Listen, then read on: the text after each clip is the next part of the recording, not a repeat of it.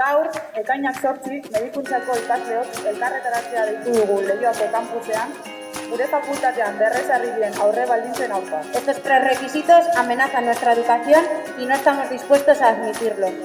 Duela hilabete egindako fakultate bilkuran, aipatutako aurre baldintzak berrezarri zitu. Kolonia plan berriarekin ikasketa planak aldaketak jasan ditu.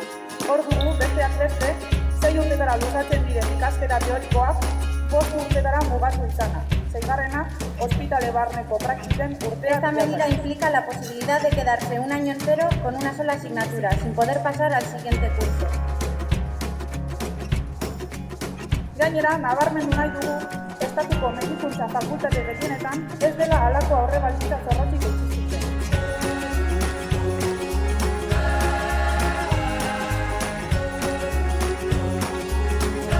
Aurre baldintza hauek, oztopoak dira ikasleok. Aldatzeko lotsarik ez dute izan. Hospitaletara igarotzeko, laugarren maila, gainditu gabeko kredituak 12 izan Es un daitezke. obstáculo tomar decisiones sobre nuestra educación en contra de nuestras opiniones. Igual que es un obstáculo jugar con nuestro futuro y nuestra educación sin criterios de fundamento. Ikasgai bakarrarekin egotera kondenatzen. Horrengo mailara igaro, urte beteko prozedua.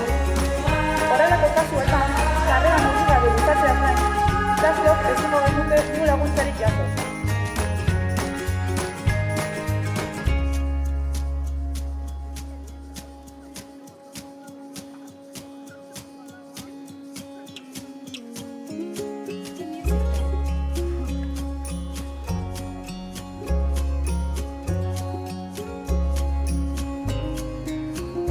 Zertan oinarritzen da neurri berri hau?